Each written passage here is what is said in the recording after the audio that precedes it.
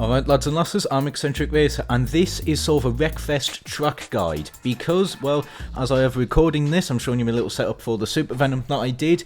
I have managed to gain the world record for Sandstone Raceway with a 58.4, which is 8/10 faster than the previous one. I'm going to show you how I did it and I'm going to explain a few things about the track. So Sandstone, there are many gimmicks with this track. It's honestly probably what I would rate as the trickiest track, one of the trickiest tracks in the game. First things first, you want to clear tyre bundles. I've paused it here. This one on the left, absolutely get rid of it. You're going to set yourself up much better for turn 3, this corner here. Now coming out of this corner, this is the big 3 tyre bundles. Absolutely clear these. You've got one from the car, one that I've pointed out on the left there, and the other one that I pointed out on the right. Get rid of these. These are on the racing line. You absolutely want to get rid of them. This one, because you're going to go wide on turn 3. That one, because you're going to basically want to straight line that chicane as best as you possibly can. They are on the apexes of those corners, so get rid of them 100%. There was another time bundle that I removed on turn 1. You can remove that if you want. And once you've done that, you are absolutely set up and are able to take the track as you will. Now, turn 3 is a little bit of a tricky one. That one here, I just turned in a little bit too late.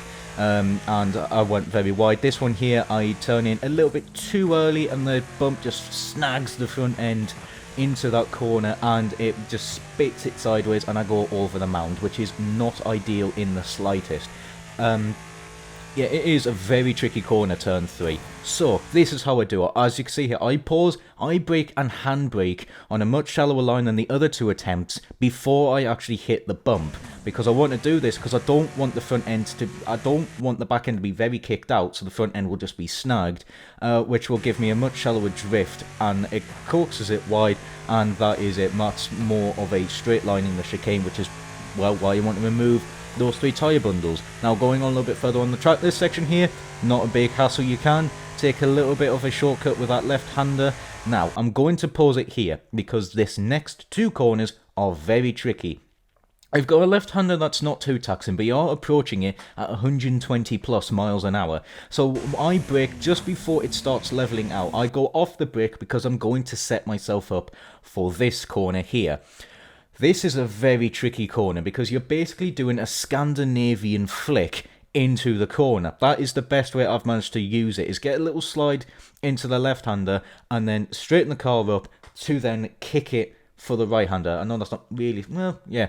Anyways, I'm using the brake and the handbrake at the exact same time. Absolutely, you want to use that. And this corner as well, as you take it, you feel the car just get dragged wide as you get close to the inside of the corner. It will just get dragged wide. So you want to be careful with how much speed you actually take through that corner, because it is very easy to just miss the corner completely or just get get dragged wide into that tree. So that is a very dangerous corner.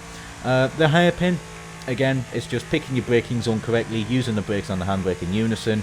And this final 2 left-handers go a little bit wide so you can get a much smoother line into the final corner. Now I'm going to pause it for turn 1 and turn 2. As you can see, I have removed the tyre bundles here.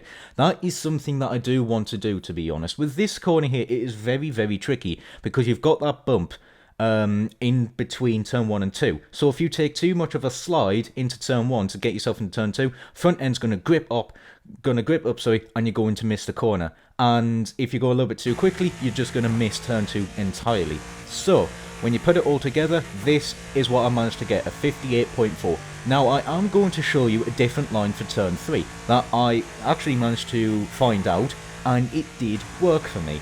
I don't know if it's faster, but it is a lot more dangerous. I would not recommend taking this line in a racing scenario, especially if there are cars around. Because of the way you violently veer across the track, it is very easy to get spun out or to spin someone else out if you're doing more of a clean racing lobby, because I know there are a few of those around.